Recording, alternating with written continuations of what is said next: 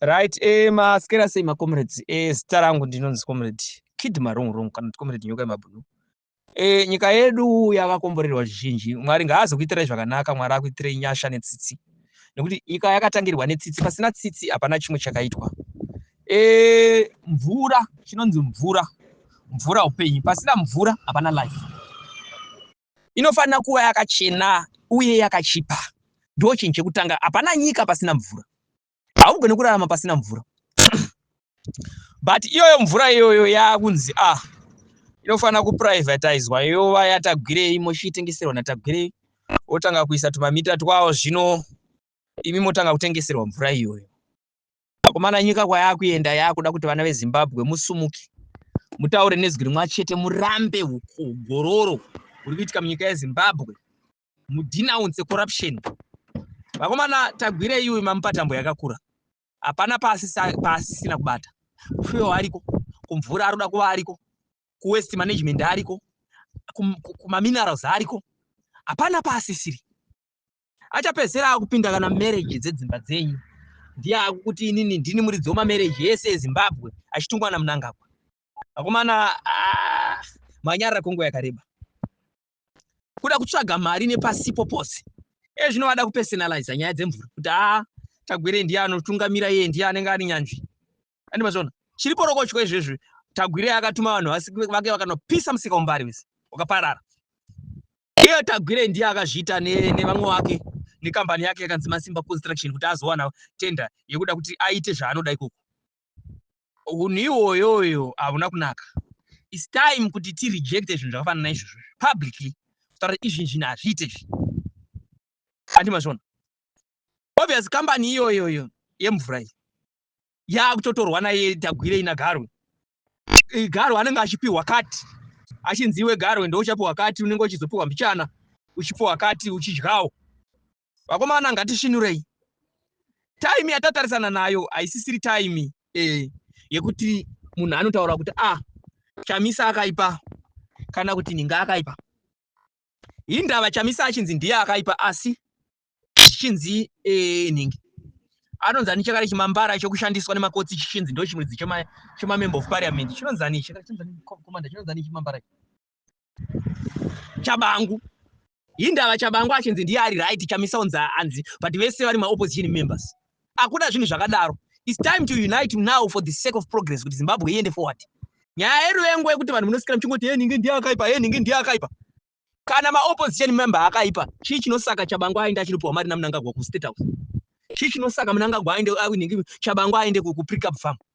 Chasara muchanzwa magetsi futi akuprivatizwa, magetsi suri muchaona akuprivatizwa, anenge atagwirei. Vakomana nyika ino kana makasachenjera, kana makatadza kuti musumuke mutaura nezwi rimwe chete zvakabatana, nyika ino iri kutorwa kuita personal property. Dakutaurirai. Hakuna kwatiri kuzoenda senyika and gore rino ndere kuti Mnangagwa aende nemabhururu ake masosani. Tachitaura nevakomana vari pa-airport, tachitaura nevakomana vari ku-border management kuti vakomana, kana muri vanhu varida kusevha ma-interest yenyika, weekend uchivhayo paanosvika pa-airport achibuda munyika, anofanira kutorwa maphotos zviri very legendary. And vakomana vari ipapo vari pa-airport, make sure kuti Chivhayo asechwa zviri very legendary. Ndiye munhu atakatageta iye Chivhayo. Ndiye kana muchida kuvaka nyika, ndava nyika ivakwa naMnangagwa, nyika ndeyenyu. Nyika inovakwa nemi vashandi vehurumende. Ndimi munoseta pesi. Bosi kana makadenounce war, makadzisa nyika. Saka zvamunofanira kuti muite, Chivhayo achisvika pa-airport ngaasechwe zviri very legendary. Hazvina mhosva ari kuenda kuVictoria Falls, anogona kuenda kuVictoria Falls onozanga nemamwe mazotsiko unopa God. God redu renyika rakufanira kuprotectwa. Because mamwe ma-security sectors akepchwa nemasosai. So now enough is enough. Takaona vachinyora chitsamba chekupema. Kunyora chitsamba chekupema kuti tiri kukumbira mari. The same government inova iri kutorerwa mari naNauki neChivhayo. Chidoneta motikari kuvashandi, chidoneta motikari kumatsotsi, chipa vanhu maakwa. Ndo the same government yakupema. Minister of Local Government and Public Works, all provincial medical director and all district officers, all private hospital and cooperative organization, all faith-based organization, civil society. Appeal donation of hospital administration, admission, bed, government, drugs, ndon, kuda kutsvaga kupema. Nyika ichitorerwa mari, ma-institution government achitorerwa mari, ma-mines achitorerwa mari.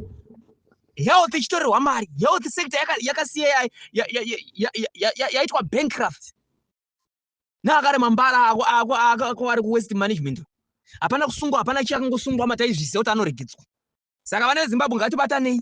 Mnangagwa anofana kuenda gore rino toisa Chiwenga, tochizoona kuti Chiwenga haana here vamwe even opposition party members anogona kutoshanda nawo kuti nyika ende mberi, because our agenda haisi power, but ndeye kuti vana veZimbabwe vararama here. Hazvirevi kuti tira kutora power kuti tipe opposition party ayo, but tiri kutora Chiwenga ngawachipinda. Enough is enough. Taona zvakasiyana. Vana veZimbabwe vanyeperwa, yeye kuchava kuine free education, yeye kuchava kuine zvakati nhasi vana veZimbabwe. Vaomana, ndakutaurira inini aminyoka yemabhunu ndiri pano. Ndakangodedzera demonstration panapa. I can close Harare. Ndakutaurira. Don't underestimate me and you can never fight me. Inini ndiri pano nyoka yemabhunu ndakadedzera demonstration panapa kuti Harare ngaikloswe. Inokloswa in 2 hours time. So don't ever underestimate me. In a way kuti aiwa mu G14 handisi mu G14. Indiri muno ZANU-PF and ndine kadre ZANU-PF. I don't serve my personal interest in my individual. Our agenda ndekunotsvana Zimbabwe warama, because if you don't stand up now and stand united and stand against the corruption, hapana imwe time yatichazoita izvozvo.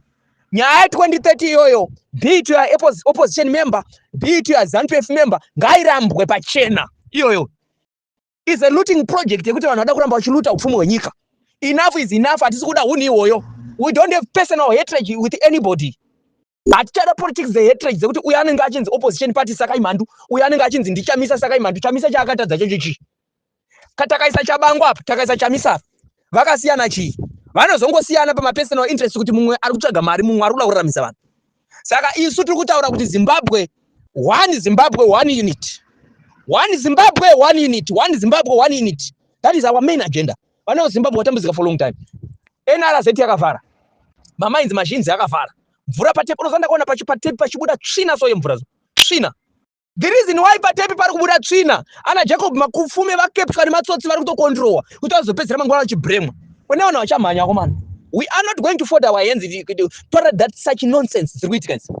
Vana veZimbabwe musapesaniswa, batanai. Be it your opposition member, be it your ZANU-PF member, nyaya ndeyekuti vanhu vararama here. Ndikutaura nhasi ndiri nyoka yemabhunu. Mnangagwa anofana kusiya opposition yepresident gore rino. Zvemango matsotsi ari kutaura zve2030, that is rubbish. Zvemango matsotsi ari kutaura mupe mukana kusvika 2028. Hatingagone kuramba tichienda ku2028 maminerals achidiwa nana Chivhaya zvaari kuitwa. Nonsense.